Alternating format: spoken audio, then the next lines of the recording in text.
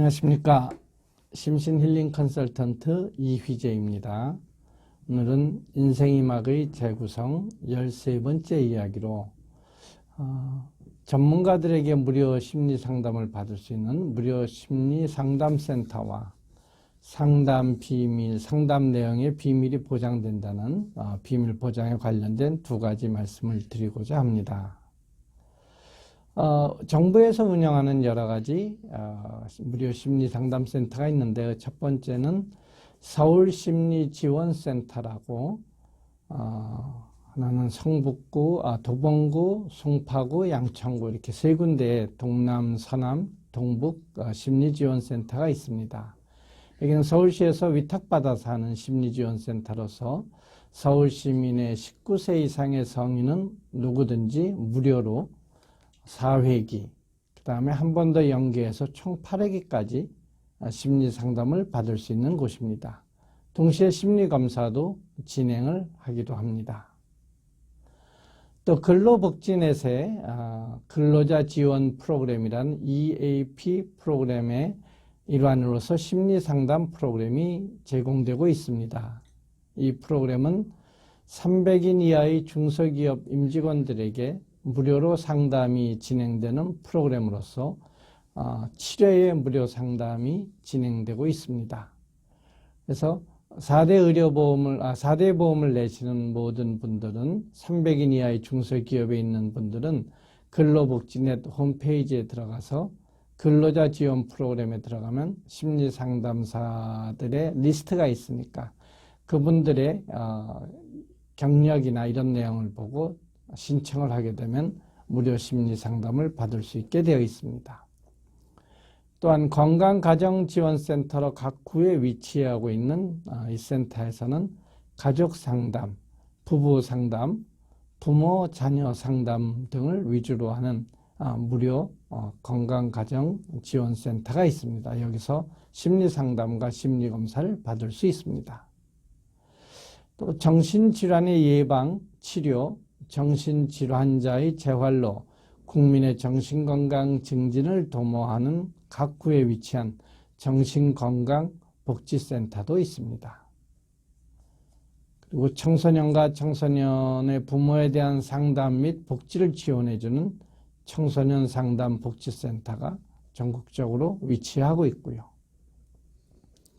또 중독자와 그 가족에 대한 지원 및 중독 예방 서비스를 제공해주는 중독관리 통합지원센터도 있습니다.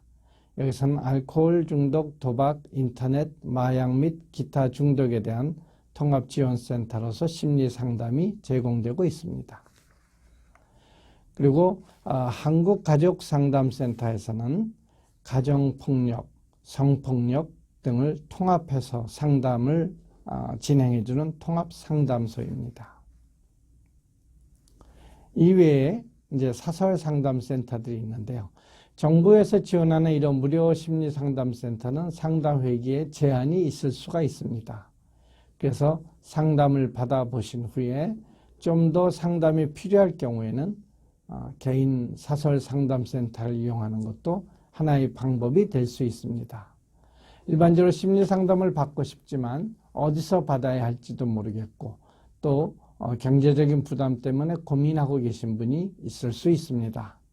정부에서 지원하는 이런 여러 가지 심리지원센터나 정신건강복지센터, 상담센터들이 있으니까 이런 것의 홈페이지에 들어가서 연락을 하셔서 여러분의 목적에 맞는 센터에 들어가서 심리지원과 상담을 받으면서 심리적인 활력을 되찾으시면 좋겠다라는 생각이 듭니다. 이런 센터는 전부 다 전문가, 상담 심리 전문가들이 배치되어 있어서 여러분의 심리적인 어려움을 들어주고 해결해 나갈 수 있도록 도움을 주는 이런 센터입니다. 이런 것을 한번 잘 활용해 보시길 바랍니다. 두 번째 얘기로는 여러분이 말씀하시는 상담 내용이 혹시나 외부로 누출이 되거나 또는 회사나 여러분이 근무하시는 단체에 누출이 돼서 여러분이 개인적으로 어떤 불이익을 받을까에 대한 두려움과 불편함을 느끼고 계신 분이 있을 수도 있습니다. 이런 분들에 대해서 제가 상담 내용의 비밀이 보장이 된다라는 그런 관련 법조항에 대해서 말씀을 드리고자 합니다. 우선 개인정보보호법 제23조에 보면 민간정보의 처리 제한이라는 법조항이 있습니다.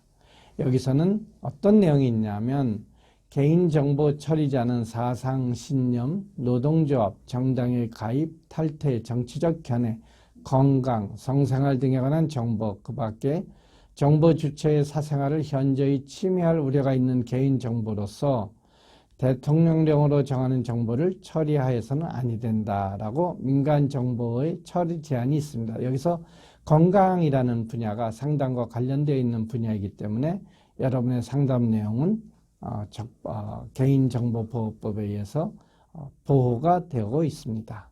만약에 이런 정보의 보호를 하지 않을 경우에는 벌칙 조항이 71조에 나와 있는데요. 여기에는 이것을 위반할 경우에는 5년 이하의 징역 또는 5천만 원 이하의 벌금에 처한다라는 내용이 벌칙 조항 또한 있습니다. 그리고 근로복지기본법 제83조 2항에 보면 익명성 보장이라는 조항이 있습니다.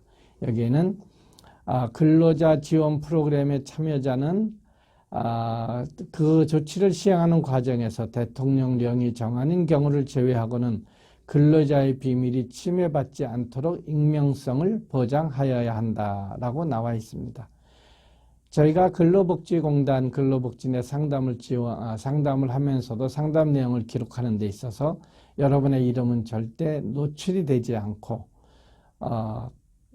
여러분의 익명성을 보장하는 장치가 되어 있기 때문에 어느 누구도 그 프로그램에 설사 들어간다 하더라도 여러분이 누구인지 알아낼 수 있는 방법이 없습니다. 그래서 근로복지기본법 제83조 2항에 의해서 여러분이 근로자 지원 프로그램에 의한 상담을 진행하더라도 여러분의 상담 내용은 절대 여러분의 상사나 회사나 또는 그 외의 어느 누구에게도 제공될 수가 없고 제공이 된다 하면 이거는 민간정보 처리의 제한에 의한 개인정보보호법에 저촉을 받게 되어 있습니다.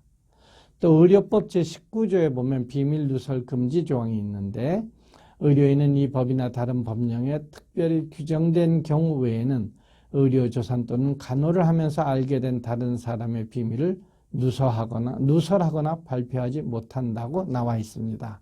일종의 건강 관련된 것도 의료법에 저항이 될 수 있다는 내용입니다. 또한 자살 예방 및 생명 존중 문화 조성을 위한 법 제24조에 보면 비밀 누설 금지라는 조항이 있습니다. 이 조항에 의하면 이 법에 따라 자살 예방 직무를 수행하였던 자 또는 수행하고 있는 자는 직무 수행과 관련하여 알게 된 타인의 비밀을 누설하거나 발표하여서는 아니 된다.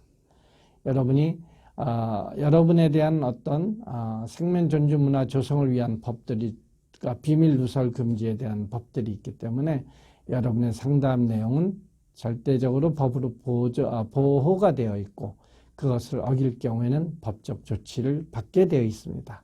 다만 비밀 보장의 경우에 예외 조항이 있습니다. 이러한 사항이 있을 적에는 이 비밀 보장이라는 것이 의미가 없게 되는 경우들이 있는데 어떤 경우냐면 여러분의 어떤 행했던 내용들이 법에 저촉되거나 또는 본인 또는 타인에게 위해가 되는 경우, 또 감염성이 있는 치명적인 질병이 있다는 확실한 정보를 가졌을 경우, 심각한 학대를 당하고 있을 경우, 그리고 법적으로 정보 공개가 요구되는 경우에는 이런 개인정보 보호를 하지 않아도 된다는 이런 예외 조항을 두고 있습니다. 즉 여러분 자신이나 타인, 사회에 어떤 위해를 가하게 된다든가 어떤 위험성이 있을 적에는 이런 비밀 보장의 예외 조항으로 이거에 대한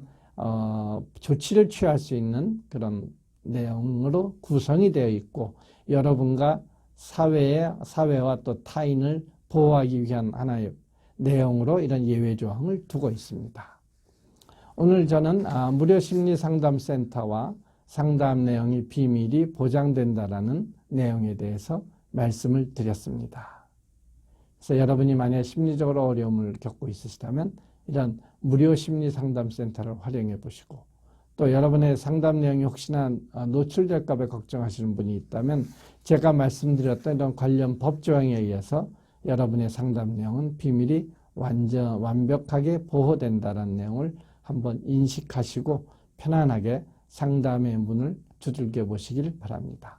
네, 이것으로 오늘 13번째 이야기 무료 심리상담센터와 상담 비밀 보장 관련 법조항에 대한 말씀을 마치도록 하겠습니다. 감사합니다. 심신힐링 컨설턴트 이휘재입니다.